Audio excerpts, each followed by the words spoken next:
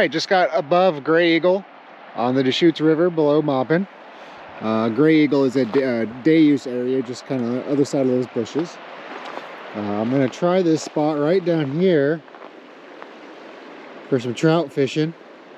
I've never fished it, but I do like what I see. Structure, some current, some shadows. So we'll see if we can find some trout. Before I head down, I figured I had to go over my setup real quick. So I've got a pink-tailed torch fly. Up from there, I got a tag using a swivel to a hard bead, roe colored. And then up from there, I've just got my shot pattern up to a 6-gram float. Let's go down and see how it does. All right, when I go to approach this little run, I'm gonna go up to the top of it, up there where you see that little white cap. I'm gonna start there, up in that shade.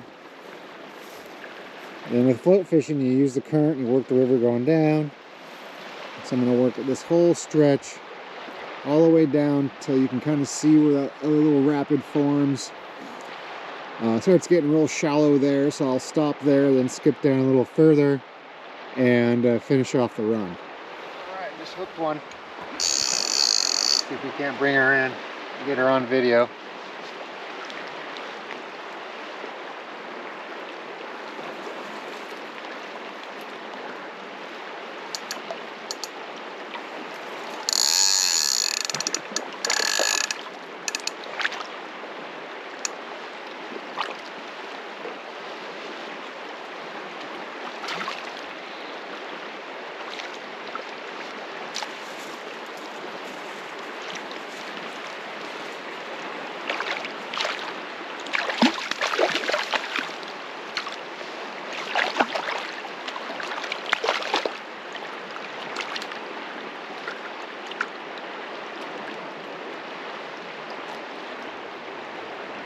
All right.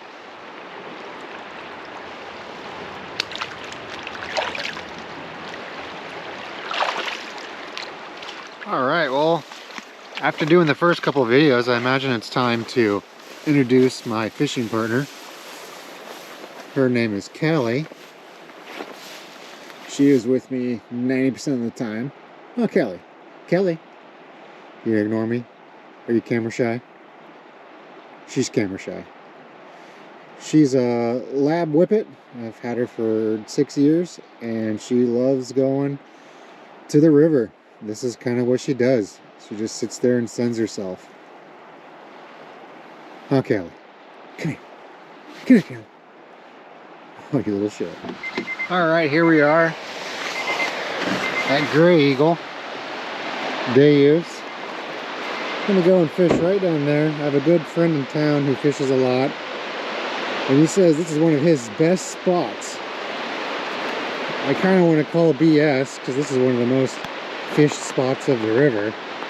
But he kind of told me where to look for him and what to do.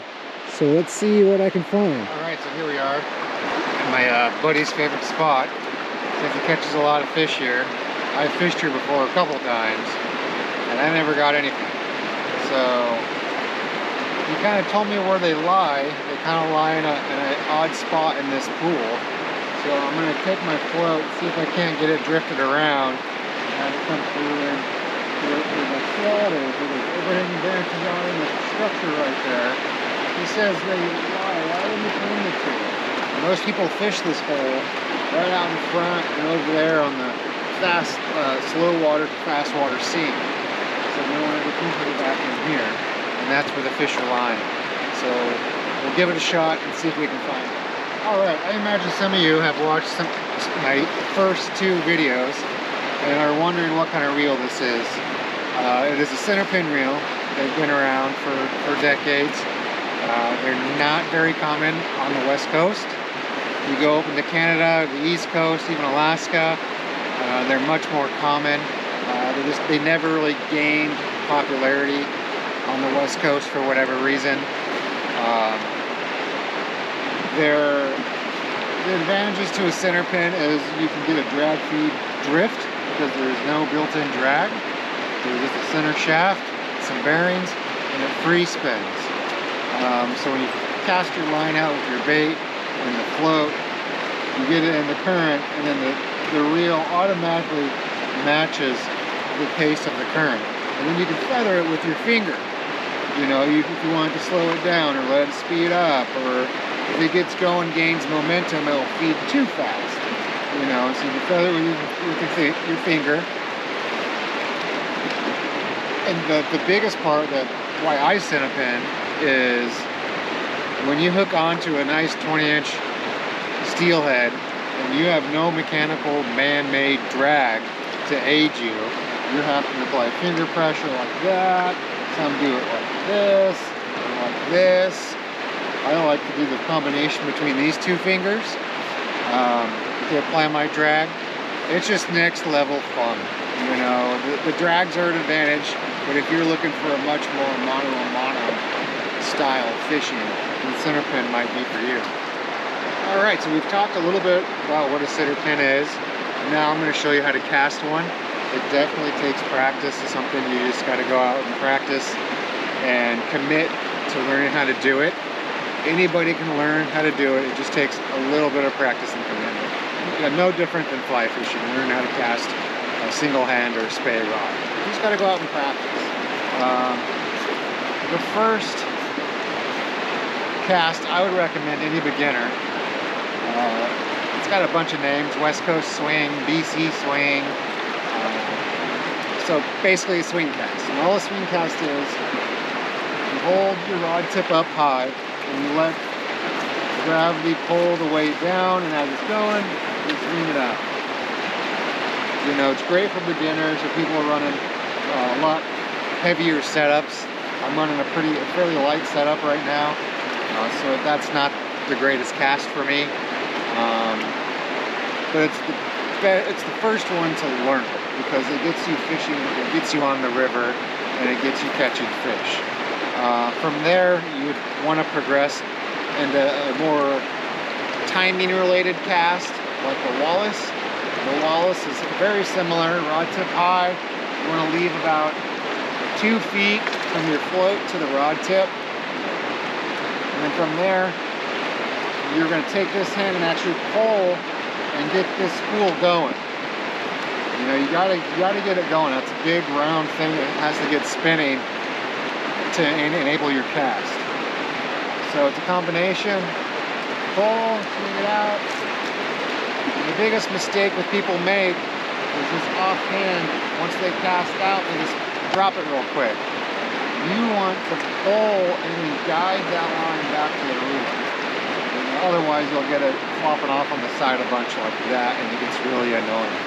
So your offhand starts it and then guides it back. So starts it, guides it back. Show that again. About 2 feet from rod tip to float. Start it, guide it back. When you're first learning the Wallace, just practice short. Don't get too concerned about how far you can cast. In most cases, you only really need to cast about 2 rod lengths. Most Centerpin rods are 11, 12, 13 foot long. So if you get 3 rod lengths, that's covering some distance.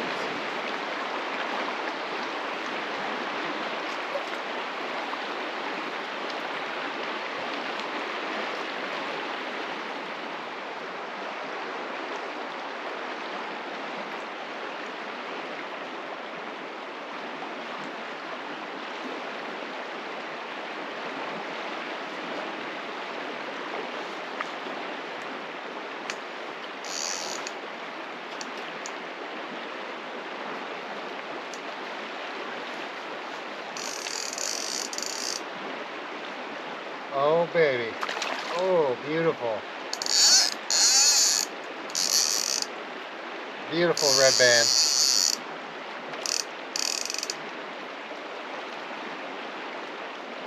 Not quite ready, not quite ready. I got him way down there, probably 50 foot away from me on a super long float.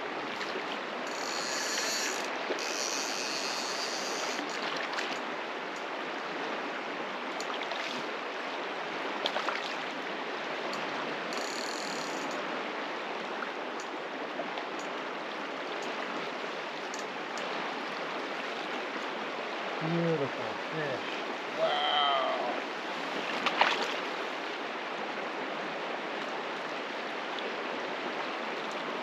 Oh, baby, look at that. Look at that, guys. Beautiful fish.